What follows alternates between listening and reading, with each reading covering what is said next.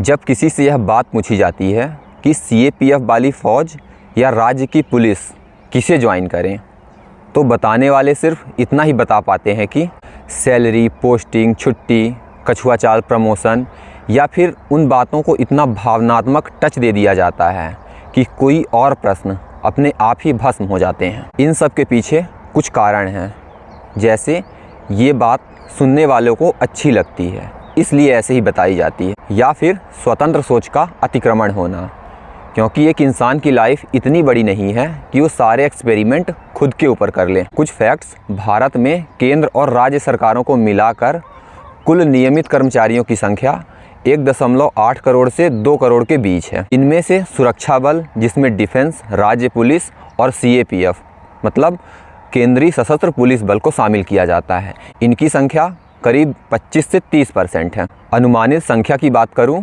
तो ये करीब 50 से 60 लाख होती है। ये डाटा खुले तौर पर अलग अलग रिपोर्ट और सरकारी विभागों द्वारा सार्वजनिक किया जाता है।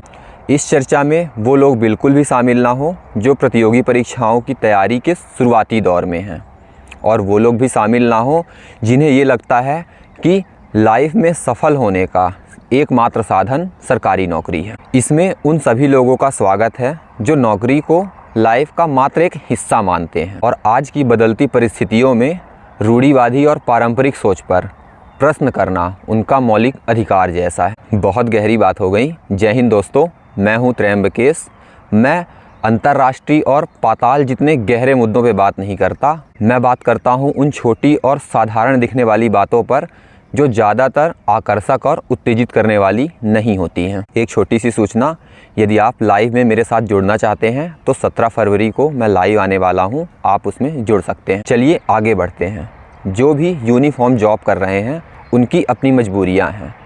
वो वर्दी दिखाकर या फिर अपनी पृष्ठभूमि बताकर आपको सिर्फ मोटिवेट कर सकते हैं। बहुमत इस बात का है कि एक डरा हुआ आदमी कभी इस बात को स्वीकार नहीं कर सकता कि उसकी बातें डर, परिवार समाज के दबाव, खुश रहने के दिखावे और कुएं के मेढक होने से प्रेरित है। जब भी कोई लड़का या लड़की किसी नौकरी की तलाश में होता है तो आसपास माहौल और अपनी सुविधा के हिसाब से एक जगह तलाशता है जिसे हम सरकारी नौकरी कहते हैं।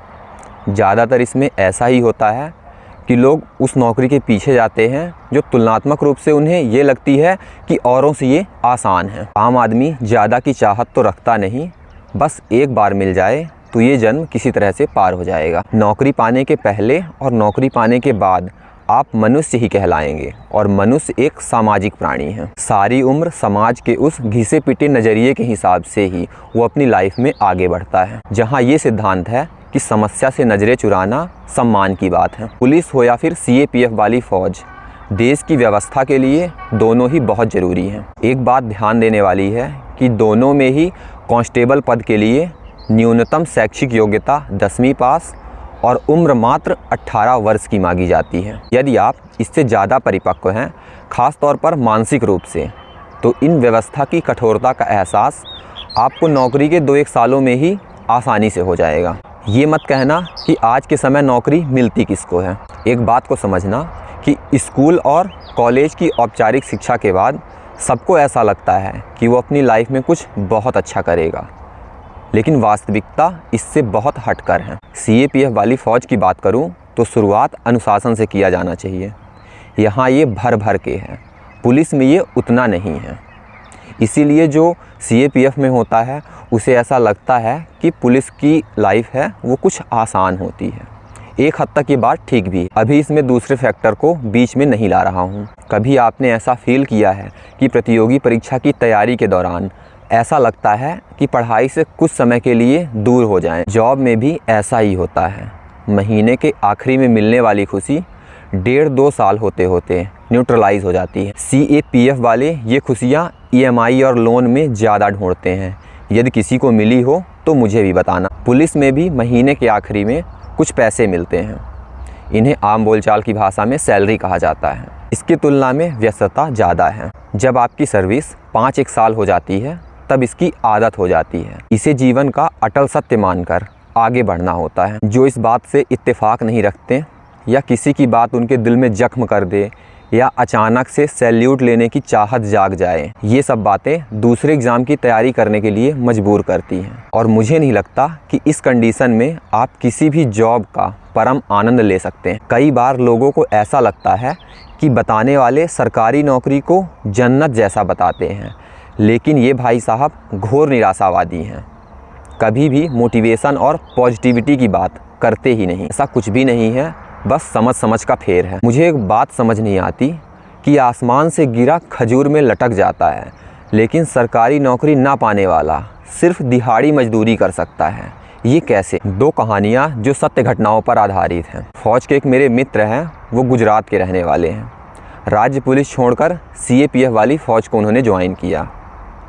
मैं उन्हें सहज रूप से कभी मुस्कुराते नहीं देखा, लेकिन स्टेटस वाली तस्वीर में वो हमेशा मुस्कुराते हैं। मेरे एक और मित्र हैं जिन्होंने 2022 में राज्य पुलिस को ज्वाइन किया। वो अपनी ट्रेनिंग को 2 साल तक टालते रहे। इस बीच उन्होंने दूसरे एग्ज़ाम की तैयारी की और किसी भी एग्ज़ाम में उन्हें पूरी तरह से सफलता नहीं मिली। इनसे मेरी मुलाकात एक एग्ज़ाम सेंटर के बाहर हुई थी। हम जब भी मिलते हैं आपस में सफलता और असफलता को लेकर दिल खोल कर हंसते हैं। इन 2 सालों में इन्हें बहुत सारे नोटिस मिले और इनकी सीनियरिटी भी कुछ डाउन की गई। यही लाइफ है। आम तौर पर हम जैसा सोचते हैं कि किसी कहानी का सुखद अंत होगा, ये वैसी नहीं है। जब भी आप किसी की सफलता की कालजयी कहानियाँ इंटरव्यू या पॉडकास्ट में सुनते हैं, ये रिज़ल्ट के तुरंत बाद की होती है। उसके बाद ये लोग गायब हो जाते हैं। जो गायब नहीं होता वो गुरुत्वाकर्षण से भी कई गुना ज़्यादा ताकत से आपको सरकारी नौकरी की ओर आकर्षित करता है। यदि किसी को ये बात पता हो कि अपनी कंडीशन के हिसाब से उसे क्या करना ज़रूरी है, तो फिर उसे सरकारी नौकरी में सफल होने के चुटकुले सुनने की ज़रूरत नहीं है। रही बात CAPF वाली फ़ौज और राज्य पुलिस की, तो इन सर्विस को करने वाले जो भी लोग आपके आसपास हैं, उनको देखकर आप अंदाज़ा लगा सकते हो।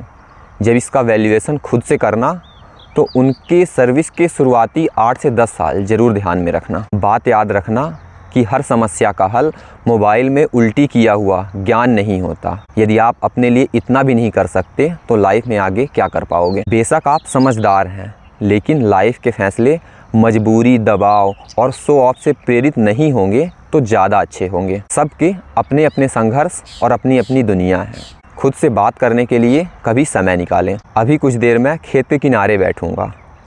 रोटी दाल भात के बारे में सोचते हुए मैं ये भी सोचूंगा कि खेत में खड़ी फसल 3 से 4 महीने में काट ली जाती है। मैं भी उसका एक हिस्सा हूँ। अपना ख्याल रखें, जल्द ही मिलते हैं। जय हिंद।